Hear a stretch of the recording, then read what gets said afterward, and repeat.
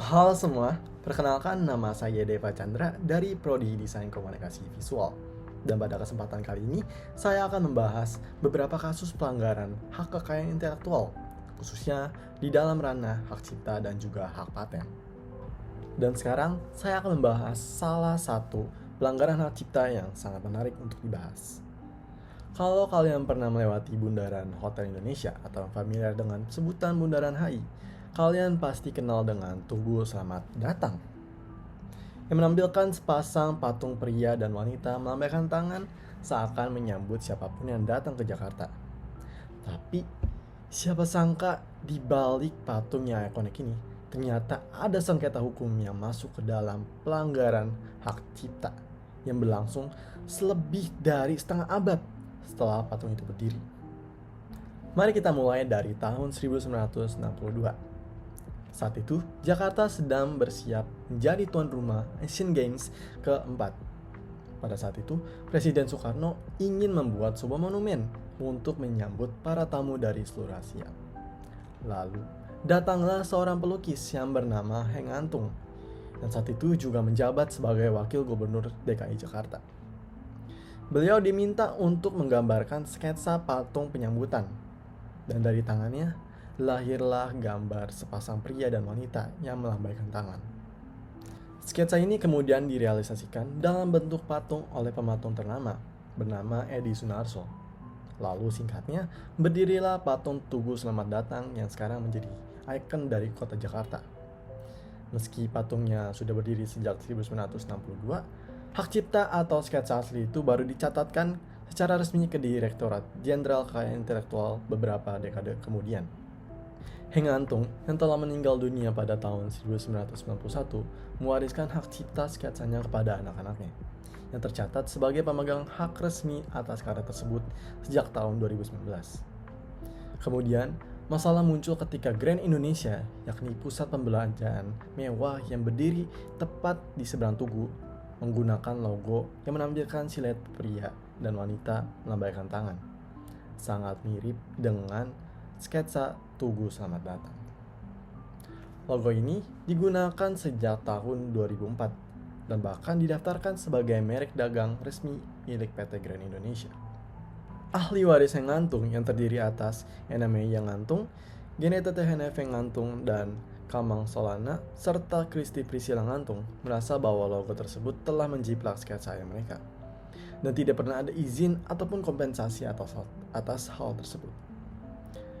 Mereka pun akhirnya menggugat kasus ini ke Pengadilan Negeri Jakarta Pusat, dan tuntutannya ganti rugi sebesar 1 miliar rupiah per tahun dikalikan sejak tahun 2004 hingga 2020 yang totalnya menjadi 16 miliar rupiah. Green Indonesia tidak tinggal diam. Mereka berdalih bahwa sketsa itu dibuat atas perintah Presiden Soekarno dan Heng Antung saat itu merupakan pejabat negara. Maka secara hukum itu adalah karya pesanan atau karya dalam hubungan kerja. Argumen ini merujuk pada pasal 8 Undang-Undang Nomor 9 Tahun 2002 tentang hak cipta yang menyatakan bahwa jika karya dibuat dalam hubungan kerja atau pesanan, maka hak cipta jatuh ke pihak yang mempekerjakan, kecuali ada perjanjian lain. Namun, majelis hakim punya pandangan yang berbeda. Menurut hakim, Heng Antung membuat sketsa itu bukan sebagai pejabat negara, tapi sebagai seniman. Tidak ada bukti bahwa itu merupakan tugas resmi dari pemerintah atau ada kontrak kerja di antaranya. Artinya, sketsa itu merupakan karya pribadi dan hak ciptanya sah diwariskan kepada anak-anaknya. Akhirnya pada tahun 2020, melalui putusan nomor 35 tentang Perdata Khusus tentang hak kekayaan intelektual tentang hak cipta pada tahun 2020 di Pengadilan Negeri Jakarta Pusat, hakim memutuskan bahwa PT Grand Indonesia telah melanggar hak ekonomi ahli waris atas sketsa Tugu Selamat Datang. Dan mereka diwajibkan membayar ganti rugi sebesar 1 miliar rupiah secara tunai. Menanggapi putusan tersebut, pihak Grand Indonesia menyatakan siap membayar ganti rugi dan tidak mengajukan banding. Sebuah langkah yang patut diapresiasi. Itu merupakan sudut pandang dari hak cipta. Dan sekarang kita akan beralih ke kasus pelanggaran dari bidang hak paten.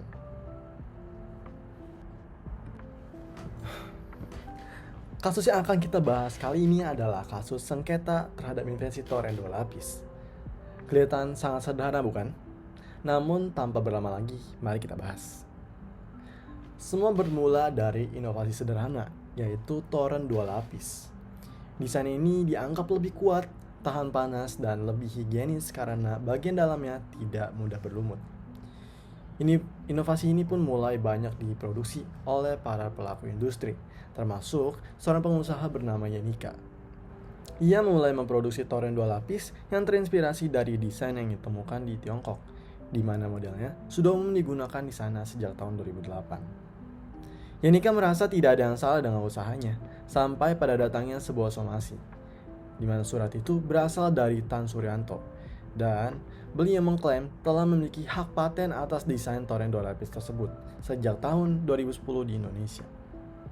Yenika dituduh melanggar hak patennya, dan jika dilanjutkan, ia dapat dituntut secara hukum. Yenika pun akhirnya menghentikan produksi toren 2 lapis tersebut dan mengalami kerugian yang sangat besar. Tapi di sini Yenika tidak tinggal diam. Ia membawa kasus ini ke Pengadilan Negeri Jakarta Pusat, menggugat balik dan mempertanyakan kesahan atau tidaknya paten milik Tan tersebut. Menurutnya, desain itu bukan hasil invensi baru karena sudah digunakan secara luas di luar negeri, khususnya di Tiongkok. Dengan bukti katalog dan dokumen teknis yang menunjukkan bahwa toren 2 lapis ini bukan hal yang original di Indonesia. Menurut Undang-Undang Paten Nomor 14 Tahun 2001, ada 3 syarat utama suatu invensi bisa dipatenkan, yaitu memiliki kebaruan, bahwa belum pernah dipublikasikan dimanapun. Inventif berarti bukan hal yang biasa bagi orang yang berada di bidang itu. Dan aplikatif, yakni bisa digunakan dalam industri. Pasal 4 juga menekankan bahwa bila suatu teknologi sudah diketahui sebelumnya, baik itu di Indonesia ataupun di luar negeri, maka teknologi tersebut tidak dapat dipatenkan.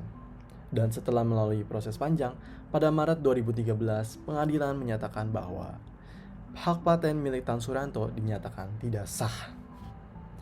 Desain toren 2 lapis yang ia klaim ini tidak memenuhi unsur kebaruan.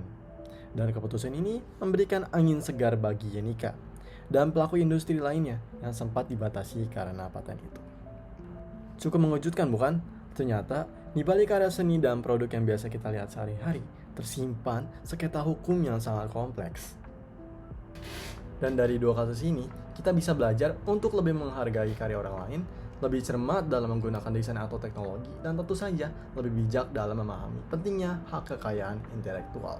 Sekian yang dapat saya sampaikan. Terima kasih dan sampai jumpa di lain waktu.